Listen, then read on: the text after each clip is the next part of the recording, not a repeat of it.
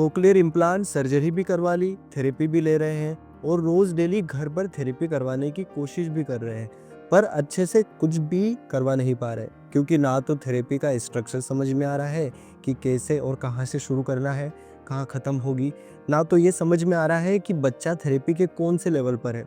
तो आज इस वीडियो में स्विच ऑन से लेकर बच्चे के बोलने तक की थेरेपी के बारे में स्टेप बाय स्टेप सब कुछ बताने वाला हूँ, ताकि आपको सारी चीज़ें अच्छे से समझ में आ जाए और अभी आपका बच्चा कौन से लेवल पे है और आपको थेरेपी में क्या करवाना चाहिए, जिससे स्पीच थेरेपी स्ट्रक्चर्ड वे में होगी और गलतियाँ जो आप कर रहे थे वो नहीं होगी।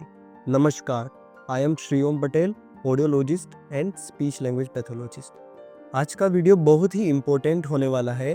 कोक्लियर इम्प्लांट के बच्चों की स्पीच थेरेपी का कंप्लीट रोड मैप बताने वाला हूँ विथ एक्टिविटीज़, इसलिए वीडियो का कोई भी पॉइंट मिस नहीं करना है।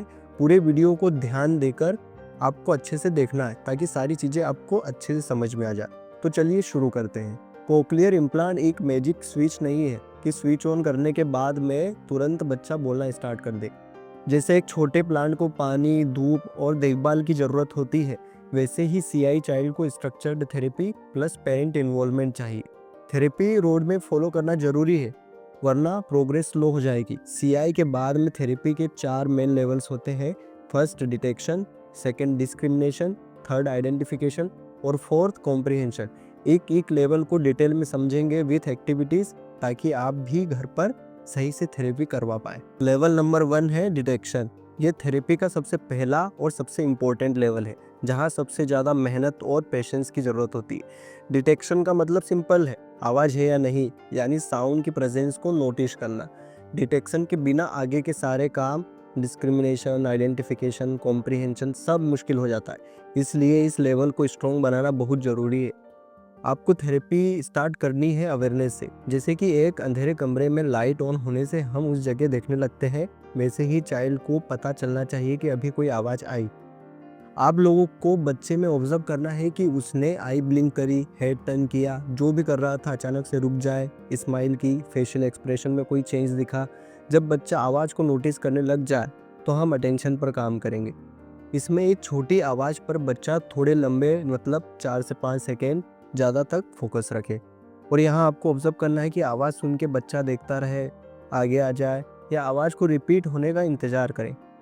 जब बच्चा कंसिस्टेंटली साउंड को अटेंड करने लगे तो फिर धीरे धीरे डिस्टेंस बढ़ाकर इसकी प्रैक्टिस करनी पड़ेगी। डिस्टेंस से आ रही आवाज़ को नोटिस करना भी ज़रूरी है। एग्जाम्पल, क्लासरूम में टीचर की आवाज़, मान लीजिए बच्चा आवाज़ को अटेंड भी कर रहा है और डिस्टेंस से नोटिस भी कर रहा है, पर आवाज़ कहाँ से आ रही है, लेफ्ट, राइट, फ्रंट, बैक, इसलिए लोकलाइजेशन पर काम करना भी ज़रूरी है।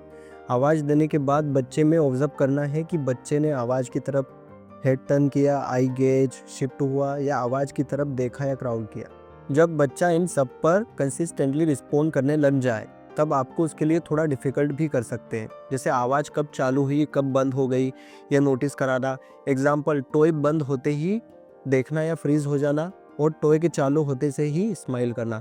और आप कर सकते हैं कि बच्चा थोड़े बैकग्राउंड नॉइज़ में भी आवाज़ को नोटिस करे, थोड़ा टीवी चालू करके आवाज़ को नोटिस कराना, पर शुरू में हमेशा शांत इन्वायरमेंट में ही कराना है, फिर ही धीमे धीमे शोर में स्टार्ट करना है। हमेशा इंश्योर करें कि प्रोसेसर ऑन हो, बैटरी चार्ज्ड हो, कोईल केबल प्रॉपर्ली लगी हो।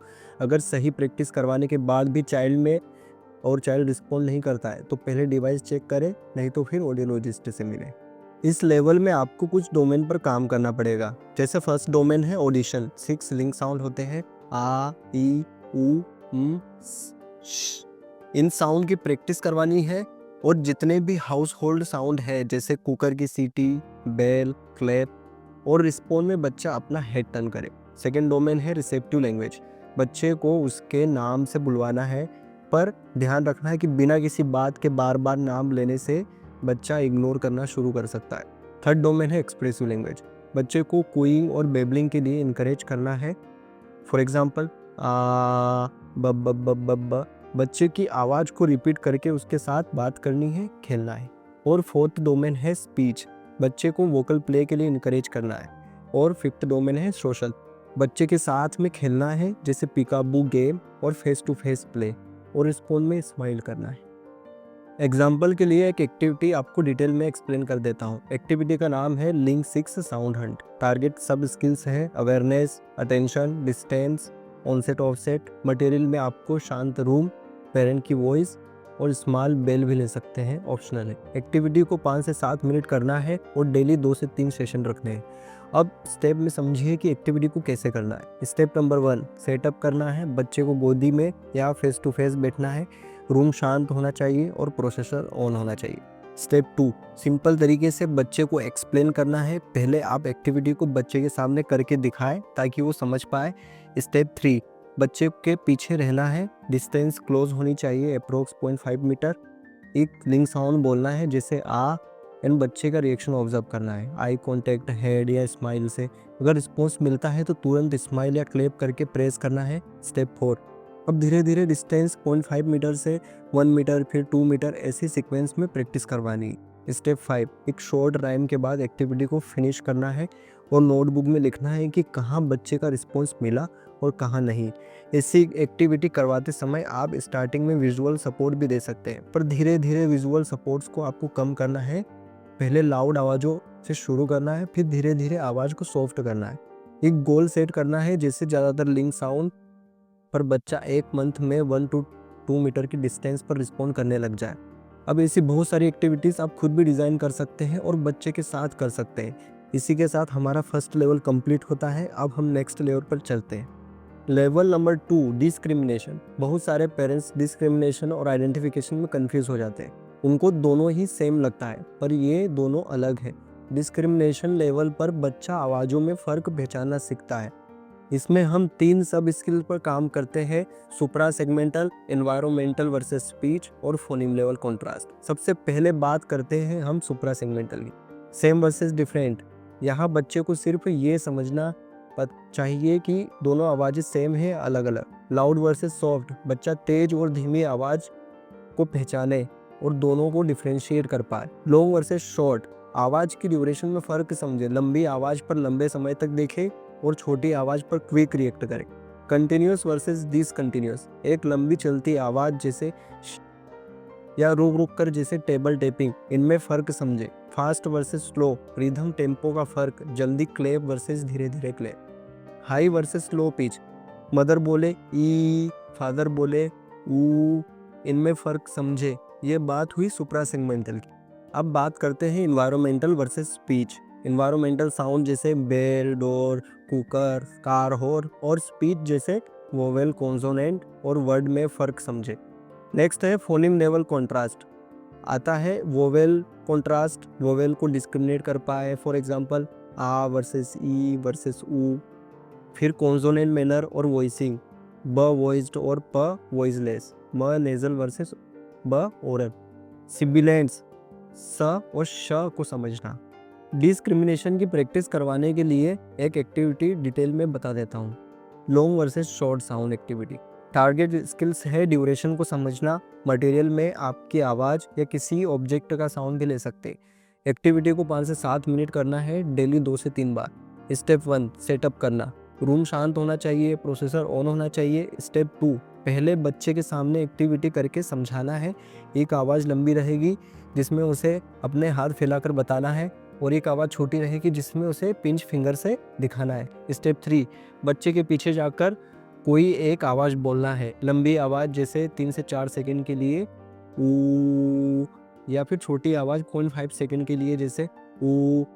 या कोई ऑब्जेक्ट लिया हो जैसे बेल, तो लॉन्ग में कंटिन्यूस 4 से 5 सेकंड के लिए बेल बजाना है और शॉर्ट में 1 से 2 बार बेल बजाना है। स्टेप 4, बच्चे को रिएक्शन को ऑब्जर्व करना है कि उसने क्या रिस्पॉन्स दिया। अगर सही रिस्पॉन्स दिया तो उसे रिवार्ड दीजिए, नहीं तो मॉडल करना है और ऐसे ही ये एक्टिविटी फिनिश करना है। ऐसे ही आप दूसरी स्किल्स जैसे intensity, frequency, continuous versus discontinuous और भी जो पैटर्न है सब पर एक्टिविटी डिज़ाइन करके प्रैक्टिस करवा सकते हैं। और एक दिन में सब पर काम मत करना लग जाना। फॉर एग्जाम्पल 2 दिन सुप्रा सेगमेंटल, 2 दिन फोनिम कॉन्ट्रास्ट, ऐसे ही करना है। रीइंफोर्समेंट तुरंत देना है।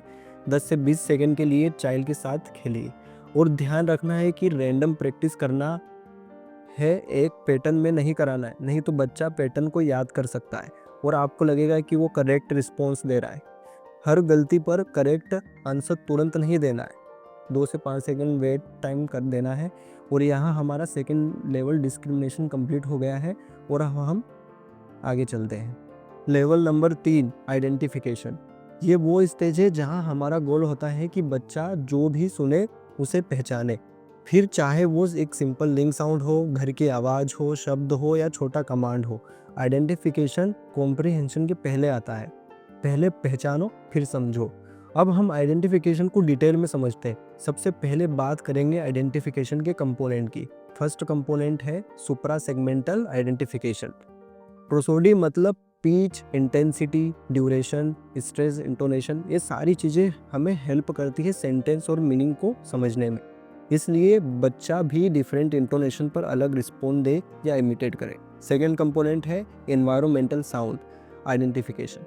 चाहे वो डोर बेल हो, कुकर की, नल से पानी बहने की आवाज़, दरवाज़ा खटखटाने की आवाज़, कुत्ते के भौंकने की, कार की या बस की किसी भी आवाज़ हो, बच्चे ने बिना विजुअल क्यू के इन सारी आवाज़ों को पहचानना चाहिए, क्योंकि इन सारी आवाज़ों को हम डेली सुनते हैं और इनसे हमारे डेली के काम और सेफ्टी जुड़ी हुई है। थर्ड कंपोनेंट है speech sound phoneme level identification. Single vowel हो, कॉन्सोनेंट हो या वॉइसिंग कॉन्ट्रास्ट हो, इन सबको भी बच्चे ने पहचानना चाहिए।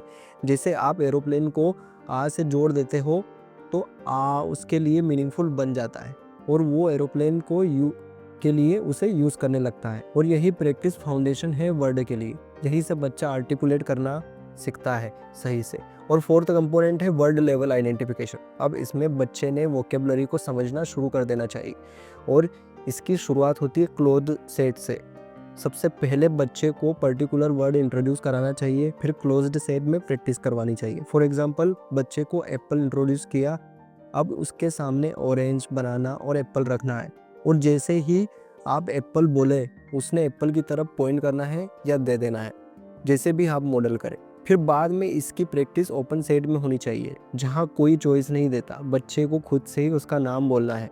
नेक्स्ट फिफ्थ कंपोनेंट है सेंटेंस और कमांड आइडेंटिफिकेशन। अब इसमें बच्चे को कमांड में पर्टिकुलर वर्ड को आइडेंटिफाई करना पड़ेगा। इसकी शुरुआत होती है सिंपल कमांड से। फॉर एग्जांपल, बॉल दे दो, फिर फर्स्ट स्टेप, फिर सेकेंड, फिर मल्टी स्टेप कमांड की प्रैक्टिस करवानी पड़ती है। एक एक्टिविटी को डिटेल में बता देता हूँ जिससे आपको अच्छे से समझ आ जाए। एक्टिविटी का नाम है pick and give. Word identification की एक्टिविटी है क्लोज्ड सेट में प्रैक्टिस करवाने के लिए। टारगेट है word level closed set identification और अर्ली लैंग्वेज लेबलिंग। मटेरियल 3 से 4 ऑब्जेक्ट ले लेना है, जैसे कार, डॉल, स्पून, बॉल। फिर सारे मॉडल्स को टेबल पर बच्चे की रेंज में रख देना है। स्टेप 1, सबसे पहले वार्म अप और मॉडल का इंट्रोडक्शन करवाना है और बच्चे को मॉडल टच भी करने देना है। स्टेप 2, फिर बच्चे से बोलना है मुझे कार दे दो और 5 सेकंड के लिए वेट करना है। अगर बच्चा दे देता है तो तुरंत उसे प्रेस करना है और 10 से 20 सेकंड के लिए उस मॉडल के साथ खेलने देना है। स्टेप 3, अगर बच्चा एक्टिविटी नहीं समझ पाता है तो किसी दूसरे नॉर्मल बच्चे के साथ सामने एक्टिविटी करना है ताकि बच्चा समझ पाए। स्टेप 4, 8 से 10 ट्रायल करने हैं रैंडम मॉडल में और करेक्ट रिस्पॉन्स को रिकॉर्ड करना है। स्टेप 5, अगर बच्चा कंसिस्टेंटली अच्छे से कर रहा है तो फिर धीरे धीरे नंबर बढ़ाने, 3 से 4, फिर 5 और फिर डिस्टेंस भी धीरे धीरे आप बढ़ा सकते हैं। जब बच्चा इसको मास्टर कर ले फिर एक मॉडल को पिक्चर से बदल देना है और धीरे धीरे सारे नए आइटम्स ले आने हैं, जिससे जनरलाइजेशन भी हो जाएगी। आप कैटेगरी वाइज भी कर सकते हैं, जैसे फ्रूट्स, व्हीकल्स और एनिमल्स। इस एक्टिविटी को सिर्फ 10 मिनट्स करवाने हैं और डेली 2 बार करवाना है। बच्चा प्ले के मूड में रहे जब करवाना है। 80% करेक्ट रिस्पॉन्स के बाद आगे बढ़ जाना है और इसी के साथ हमारा थर्ड लेवल आइडेंटिफिकेशन कंप्लीट होता है और हम नेक्स्ट लेवल पर चलते हैं। Level number 4, comprehension. इस लेवल का मतलब है जो बच्चा सुनता है उसका मतलब समझना। यानी अब बच्चा सिर्फ आवाज़ को डिटेक्ट या डिस्टिंग्विश नहीं करता है, वो उस आवाज़, वर्ड, सेंटेंस का अर्थ समझकर उस हिसाब से रिएक्ट करता है, एक्शन से, आंसर देकर या फेशियल एक्सप्रेशन से। अब हम कॉम्प्रिहेंशन का एक एक कंपोनेंट समझते हैं। First component multi step command. अब आप सोच रहे होंगे कि मैंने कमांड तो आइडेंटिफिकेशन वाले लेवल में भी बताया है, तो फिर कॉम्प्रिहेंशन लेवल में क्यों? तो ऐसे समझिए, जो command following single words object के आइडेंटिफिकेशन के तौर पर होता है, जैसे मुझे कार दे दो, वो आइडेंटिफिकेशन का एग्जाम्पल है। लेकिन जब कमांड मल्टी स्टेप होता है या कॉन्टेक्स्ट समझना पड़ता है, पहले मुझे बोल दो फिर कार को अलमीरा में रखो, तब कॉम्प्रिहेंशन लेवल में काउंट होता है। सेकेंड कंपोनेंट है डिस्क्रिप्शन और एट्रीब्यूट्स। अब बच्चे को कलर, साइज, कैटेगरी, कैरेक्टर सब समझना चाहिए, जैसे तीखी मिर्च, बड़ी स्पून, नीला आसमान।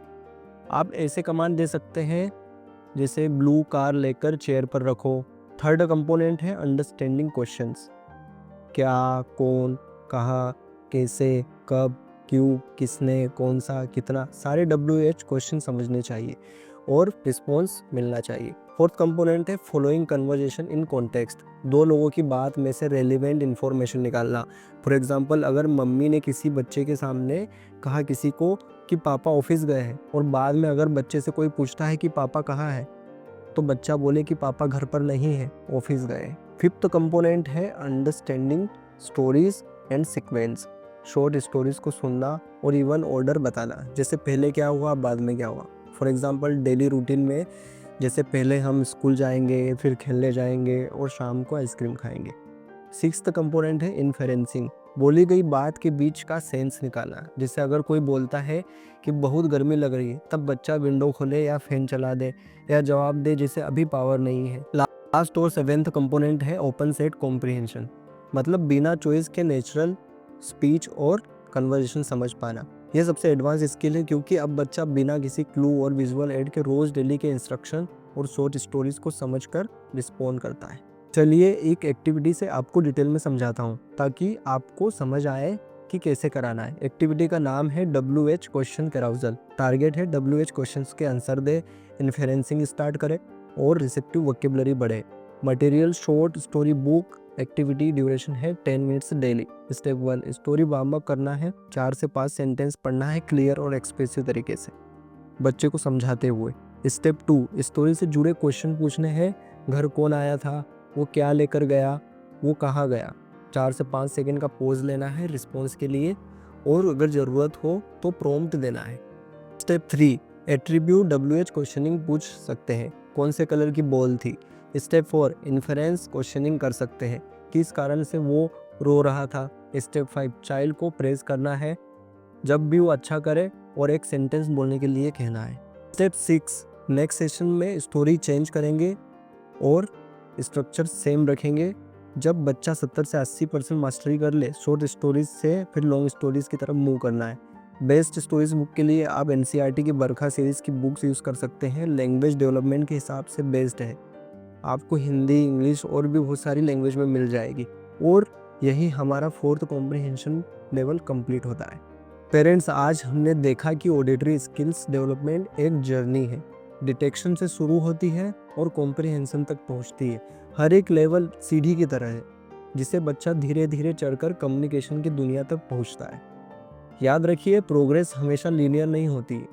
कभी एक लेवल पे अटक जाते हैं, कभी तेज प्रोग्रेस करता है, लेकिन हर एक छोटी अचीवमेंट, चाहे वो सिर्फ बेल की आवाज़ सुनना हो या एक छोटी सी बात समझना, एक बड़ी जीत है। मैं आपको सिर्फ एक चीज़ कहना चाहता हूँ, होप कभी मत छोड़िए। आपका पेशेंस, आपका प्यार और आपकी डेली प्रैक्टिस ही आपके बच्चे के लिए सबसे बड़ी थेरेपी है। जैसे एक पौधे को रोज़ पानी और सूरज की रोशनी की ज़रूरत होती है, वैसे ही आपके बच्चे को रोज़ आपकी इन्वॉल्वमेंट और मोटिवेशन चाहिए। और सबसे इम्पोर्टेंट, अपने बच्चे का कंपैरिजन किसी से मत कीजिए। हर बच्चे का अपना यूनिक रिदम होता है, अपनी स्पीड होती है। आपका रोल है उसकी जर्नी को सेलिब्रेट करना, उसको सपोर्ट करना। अगर एक शब्द आ रहा है, कल एक सेंटेंस आएगा। आज अगर एक आवाज़ पे रिस्पॉन्स है, तो कल एक कहानी समझने के लिए तैयार होगा। बस रुकना नहीं है। मैं आप सब पेरेंट्स को सल्यूट करता हूँ, क्योंकि आप ही वो वॉरियर्स हैं जो अपने बच्चे के लिए हर दिन फाइट करते हैं। और बिलीव कीजिए, आपके एफर्ट्स का फल आपको ज़रूर मिलेगा। चलिए इसी पॉजिटिव नोट के साथ हम इस वीडियो को एंड करते हैं। अगर आपको कंटेंट हेल्पफुल लगा तो इसे शेयर कीजिए, ताकि और पेरेंट्स मोटिवेट हो सके।